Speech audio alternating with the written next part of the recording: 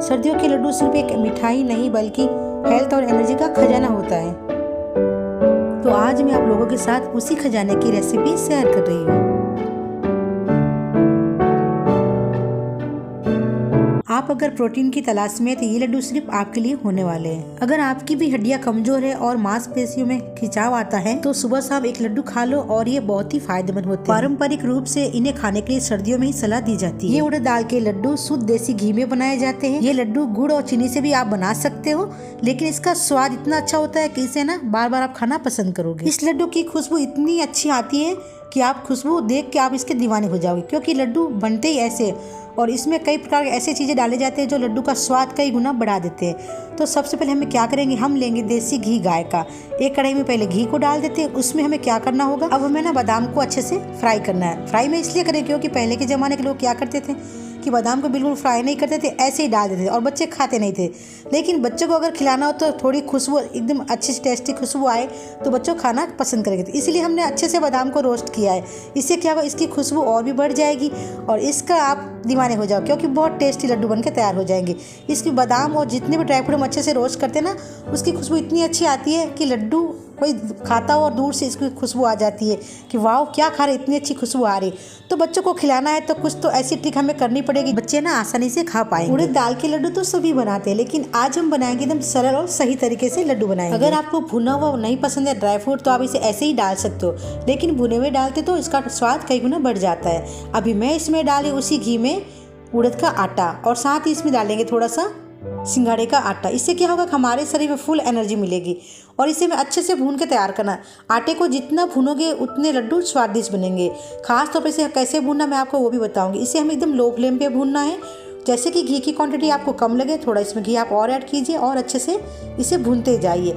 इसके भूनने से क्या होगा, अच्छे से भूनोगे तो इसकी खुशबू कई दूर तक चली जाती है और लगेगा कि वाह भून के तैयार हो चुके हैं। तभी आपको समझ में आ गया लड्डू हमारे अच्छे से बनने के लिए तैयार हो चुके हैं। तो मैं इसे अच्छे से भून रही और भूनने में क्या होगा, एकदम हल्का फुल्का हमारा ये बैटर बनके तैयार हो जाएगा। मुझे थोड़ा घी कम लगा इसलिए मैं इसमें थोड़ा और डाल रही हूँ। और इसे हाई लेवल पे नहीं भूनना है, क्योंकि हाई लेवल पर आप अगर भूनोगे हाई लेवल पर तो ये जल जाएंगे और लड्डू का स्वाद इतना नहीं आएगा। तो इसे लो फ्लेम पे अच्छे से ना आटे को भूनना है और लड्डू का स्वाद कई गुना बढ़ जाएगा। इस जब भूनते इतनी अच्छी खुशबू आती और लड्डू बहुत टेस्टी बनते हैं। तो मैंने इसमें डाला है उड़द का आटा, सिंघाड़े का आटा, दोनों आटा को मिला के अच्छे से भून लिया। ये देखो अभी मैं इसमें डाली थोड़े से गोंद के फूले, क्योंकि हम आटा हमारा अच्छे से भून के तैयार हो चुके हैं। बारीक बारीक मैंने गोंद को कर लिया था, उसको मैंने इसमें डाल दिया और एकदम गर्मा गर्म घी में डालेंगे तो गोंद के फूले अपने आप बन के तैयार हो जाती है। ये देखो हमारा गोंद का फूल अच्छे से चटकना स्टार्ट हो चुका है और एकदम बारीक बारीक गोंद के फूले बन के तैयार हो चुके हैं। अगर आप इसमें गोंद नहीं डालना चाहते तो आप इसे स्किप कर सकते हो, लेकिन इसके डालने से क्या होता है, इसमें क्रंच क्रंच मुंह में आता है, इसका स्वाद कई गुना बढ़ जाता है, बहुत टेस्टी होता है, जिसे बच्चे बहुत ही चाव से खाते हैं। अभी मैं इसमें डालूंगी नारियल का बुरादा, जो मैंने घर पे अच्छे से कद्दूकस कर लिया था, क्योंकि है ना मार्केट से खरीद के लाते हैं डेस्केट कोकोनट, उसमें ऑयल निकला हुआ होता है और इसमें ऑयल रहता है अंदर। तो मेरे ख्याल से आप है ना घर पे ही कूट के अच्छे से तैयार कर लो, क्योंकि 2 गोला लेके आओगे नारियल का, उससे आपके लड्डू बहुत ही अच्छे बन जाएंगे और बहुत ही स्वादिष्ट बनेंगे। इसमें बहुत ही काफ़ी सारे ऐसे प्रोटीन भी है, फ़ायदेमंद है, खाना चाहिए। इसलिए मैंने इसमें बच्चों के लिए खास तौर पर नारियल का जो है ना चूरा डालना ज़रूरी होता है। इससे स्वाद बढ़ता है, बच्चों को खाने का फ़ायदा भी होता है। तो इन्हें भी मैंने अच्छे से भून के तैयार कर लिए। देखो अच्छे से भून के तैयार हो चुका। अभी मैं इसमें डाल रही हूँ बादाम को, अच्छे से मैंने भूना था उसको भी इसमें डाल देना है, काजू को इसमें डाल देना है। सभी सामग्री को अच्छे से मिलाकर के इसमें डाल के थोड़ा ठंडा करना हमें। सारी सामग्री को मैंने थोड़ी दरदरी कूट के तैयार कर ली थी।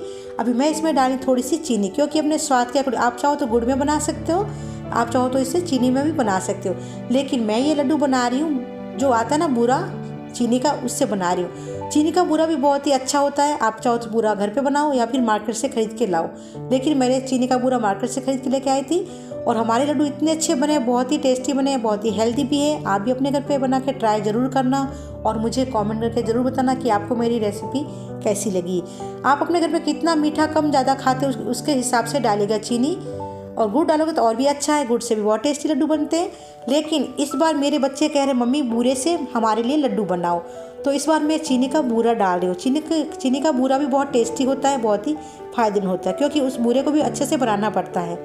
तो लड्डू अच्छे से बनने के लिए हमारा डो ठंडा हो रहा है, थोड़ा थोड़ा ठंडा करेंगे, उसके बाद में हम इसके छोटे छोटे लड्डू बनाएंगे। छोटे लड्डू हम इसलिए बना रहे हैं कि आसानी से खा पाएँ।